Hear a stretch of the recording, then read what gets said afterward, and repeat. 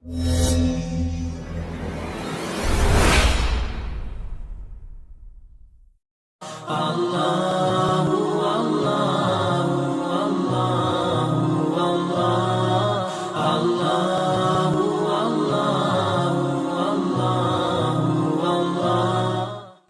seiman, kita harus menyadari dulu bahwasanya mungkin tema ini bukan tema yang baru. Selain kami sudah sering membahasnya, juga mungkin para ustadz-ustadz, para kiai, para masyayikh, ulama-ulama kita sudah membahas masalah kematian, tidak asing. Dan Anda pun tahu itu, ya, masalah kematian. Lalu kenapa kita mengulangi tema ini? Karena kita ingin menjalankan sabda Nabi Sallallahu Alaihi Wasallam.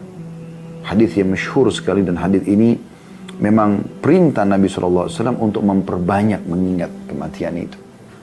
Sabda beliau yang masyhur, dan hadis ini hadis yang diriwayatkan Ibnu Hibban dan Al-Baihaqi dan dihasankan oleh Syekh Albani, yang berbunyi, kata Nabi SAW, "Akthiru dzikra hadhimil ladzati fa innahu ma dzakarahu ahadun fi diqin minal 'aishi illa wasi'ahu wala fi sa'atin illa dayyaqahu alaihi." Artinya, perbanyak, kata Nabi SAW. Jadi beliau sendiri memang memerintahkan umatnya, akthiru, perbanyak. Sering sampaikan ceramah-ceramah wahai para da'i tentang kematian.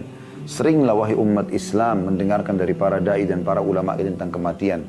Seringlah baca buku, seringlah lihat fakta tentang kematian. Seringlah ziarah kubur, lihat kuburan tersebut. Kalau ada keluarga yang meninggal, datang, lihat bagaimana dia yang tadinya sempat berbicara dengan kita. Dia juga manusia biasa seperti kita, punya mata, punya telinga, punya angan-angan, punya segala macam suka duka kehidupan. Sekarang sudah tergeletak dan tidak bisa lagi berbuat apa-apa. Dia tinggal turut untuk dibungkus dengan kain kafan, kemudian dibawa, disolati, lalu dibawa ke kuburan, dan setelah itu sudah selesai urusannya dengan rumahnya, dengan sepatunya, dengan pakaiannya, dengan kendaraannya, dengan keluarganya. Dia sudah tertutup. Orang akan mengenang dia sehari, 2 hari, 3 hari, seminggu, sebulan setelah itu. Apalagi kalau kita sudah bicara regenerasi. Sekarang teman-teman yang mengikuti acara kita ini, saya tanya, apakah Anda pernah mengenang kakeknya kakek Anda? Ya, kakeknya kakek Anda. Neneknya nenek Anda misalnya. Atau kakeknya ayah kita saja. Atau neneknya ayah kita. Atau kakek ibu, nenek ibu. Mungkin Anda tidak mengenang. Karena mungkin Anda tidak hidup bersama dia. Dia sudah meninggal sebelum Anda datang. Yang mengenang dia siapa? Mungkin anaknya di bawah dia. Kalau sudah cucunya mungkin, tapi sudah lebih kecil persentasenya. Di bawah lagi kayak kita, itu sudah mungkin sudah melupakan. Karena memang kita tidak pernah interaksi sama, kita tidak tahu orangnya siapa. Mungkin pun kalau ada foto, mungkin kita cuma lihat fotonya saja. Dan kebanyakan zaman dulu yang meninggal, mungkin belum ada foto bahkan, gitu kan. Kita cuma tahu, oh kalaupun disebut namanya, oh ada kakek namanya si Fulan, sebatas itu saja. Ini kalau kita bicara ke atas, artinya apa? Makin ke dalam generasi ini, makin lahir generasi, kita pun begitu nanti. Kalau kita di posisi kakeknya, kakek dari cucu kita yang kesekian itu, kita sudah tidak dikenang lagi. Kecuali Anda memang memiliki amal-amal saleh, Anda memiliki buku yang memang bermanfaat bagi umat, amal jariah, Anda punya pesantren, Anda punya masjid, Anda punya sesuatu mungkin yang mungkin bisa membuat orang mengingat itu. Tapi kalau setelah itu sudah tidak lagi. Jadi teman-teman sekalian, kita akan dikenang oleh orang-orang sebatas beberapa waktu. Setelah itu selesai. Ya. Kecuali sekali lagi saya katakan tadi, Anda punya amal-amal saleh, amal jariah yang memang bisa itu membuat orang jadi ingat Anda, gitu kan? Bukan di sini maksudnya ingat ini supaya kita menjadi riya, karena sudah tidak ada riya orang yang mati. Tapi maksudnya begitulah kehidupan dunia ini, hanya sebentar. Semua yang selama ini Anda banggakan, rambut yang indah, paras wajah yang mulus, kulit yang putih bersih misalnya, badan yang kekar, badan yang indah langsing kalau wanita, berbentuk dan segala macam kadir. Ini hanya sekedar kehidupan dunia.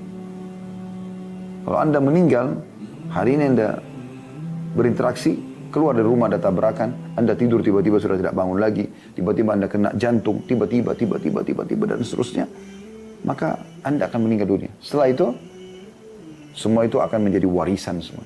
Nggak ada lagi udah. Dan orang hanya mengenang, oh ini bajunya si fulan. Istri Anda, suami Anda menangis hari pertama, hari kedua, seminggu, sebulan, setahun. Setelah itu akan meredah kan persentasenya, gitu kan. Dan betul yang Nabi SAW bahasakan. Kalau orang meninggal dunia, maka akan ikut ke kuburan bersamanya 3. Keluarganya, hartanya, dan amalnya. Serta akan pulang 2. Ya, akan pulang 2. Yang pulang adalah keluarganya. Secinta apapun istri Anda kepada Anda, suami Anda kepada Anda, orang tua Anda kepada Anda, ya, anak Anda kepada Anda, sahabat Anda kepada Anda, tetap mereka paling lama setengah jam. Kalau ada yang mau lama pun 1 jam mungkin di kuburan selesai, tapi nggak bakal mungkin nginap. Gak ada lagi istri kita mau tidur di sebelah kita, masuk ke liang lahat, gak ada. Suami mau tidur, gak ada. Anak mau tidur sama rendah, ada. Mereka pulang. Itu sudah sunnatullah, sistem yang sudah Allah buat. Gak bisa keluar dari itu. Ya. Jadi akan pulang mereka. Istri kita bisa menikah sama orang lain, suami kita bisa menikah sama orang lain, anak-anak sibuk dengan kegiatannya, sahabat juga kembali kepada aktivitasnya, dan seterusnya. Yang kedua, harta. Mobil Anda Ferrari, Alphard, mobil apa saja yang mewah-mewah, semuanya hanya akan ya sampai di depan pagar kuburan. Selesai. Habis itu dibawa pulang jadi warisan. Nggak ada mobil orang masuk ke liang lahat dimasukkan ke dalam. Apa juga fungsinya? Nggak berfungsi. Ya. Dan tinggal yang ketiga kata Nabi SAW, amalnya. Sholat, puasa, zakat, sedekah, zikir, berdoa, silaturahim keluarga, jenguk orang sakit, ya, jihad, menuntut ilmu dan seterusnya. Nah ini yang tinggal bersama kita nih, yang selama ini kita jadikan ini ya, hal yang disepelekan. Sholat asal jadi, puasa kapan ada kesempatan, sedekah perhitungannya luar biasa.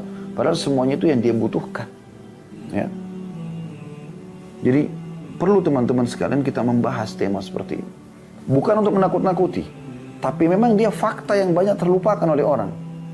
Perhatikan, kalau Anda mengatakan lalu apa manfaatnya Ustaz? Kita menyebut kematian nanti kan kita jadi takut. Ini yang Nabi SAW sebutkan.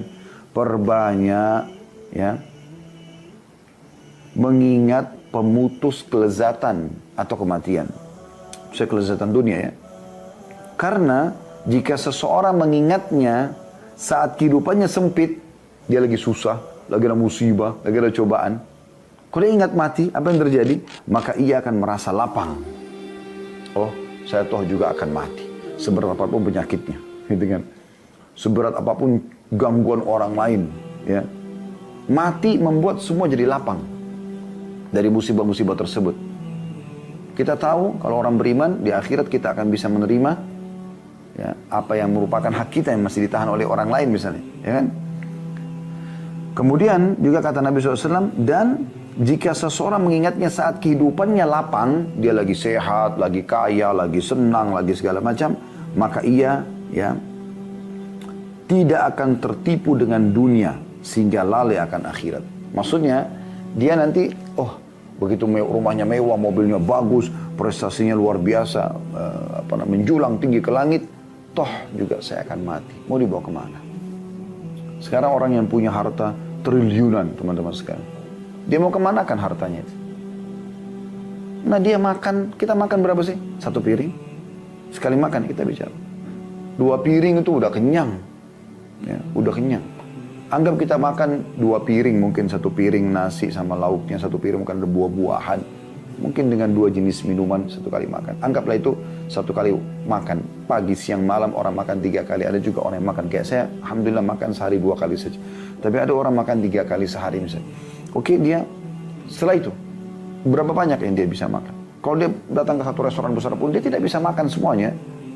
Di rumahnya penuh dengan makanan, dia tidak bisa makan semuanya. Dan mungkin bisa gitu. Baju yang kita bisa pakai, berapa lembar sih? 1 baju kaos dalam, 1 baju luar, gitu kan, yang dipakai sama dia. Udah, mungkin kalaupun musim dingin jaket, habis itu 2-3 lembar. Dia nggak bisa pakai 10 lembar baju, nggak bisa jalan, berat. Dia punya mobil, berapa mobil dia bisa pakai secara sekaligus? Paling cuma 1. Kalau dia punya 10 mobil, berarti dia butuh 10 hari. Hari 11 hari, hari ke-11 baru dia bisa kembali ke mobil pertama. Itu juga dengan yang lainnya. Jadi sangat terbatas sebenarnya. Jadi Allah subhanahu wa ta'ala sudah membuat itu di depan mata kita teman-teman sekalian. Agar kita menyadari tentang masalah ini. Ya. Jadi membahas tentang masalah kematian bukan menakut-nakuti, tapi memang dia sebuah solusi dari permasalahan, salah satunya ya, solusi dari permasalahan. Kalau kita sedang lagi sedih, kita akan terhibur dengan mengingat kematian, toh saya juga akan mati. Kalau sedang lapang, kita jadi tidak terlalaikan, kita jadi ingat, oh ini hati-hati, jangan sampai kita jadi lupa. Talha bin Ubaidillah radhiyallahu anhu, sahabat Nabi yang mulia terkenal dengan Talha al-Khair, Talha al-Jud, ya. Talha yang sangat dermawan, yang sangat baik, suka sekali bersedekah. Satu kali pernah kedatangan rezeki, banyak sekali, mas dia gelisah, nggak bisa tidur. Maka istrinya tanya, kenapa wahai suamiku? Ada apa? Adakah kesalahan yang saya lakukan? Atau saya sama anak-anak lakukan? Ya, dia bahasakan kami lakukan. Kata Talha, tidak sama sekali. Kau sebaik-baik istri. Maksudnya kau tuh setia, kau baik, kau selalu berusaha untuk menghibur suami. Jadi wanita yang memang mengejar akhirat dari suami. Namun ada sesuatu yang mengganggu aku berhubungan dengan hubunganku sama Tuhanku. Kata istrinya, apa? Dia bilang, harta yang datang kemarin ini, penuh sekali harta datang kepada kita. Tidak seperti biasanya seperti ini. Dan ini membuat aku jadi takut dihisab sama Allah. Istrinya yang salihah, yang menyadari juga akan ada hari pulang kepada Allah, dia mengatakan apa? Wahai suamiku, kenapa engkau jadi beban pikiran? Udah enggak usah pikirkan. Berikan kepada kaum kerabatmu. Dalam riwayat lain, bagikan saja kepada kaum muslimin yang butuh. Maka tanpa menunda, Talha pun memanggil kaumnya, kemudian membagikan. Dan istrinya sempat tanya pelayannya, berapa yang dia bagikan? Kata pelayannya, 400.000 dirham.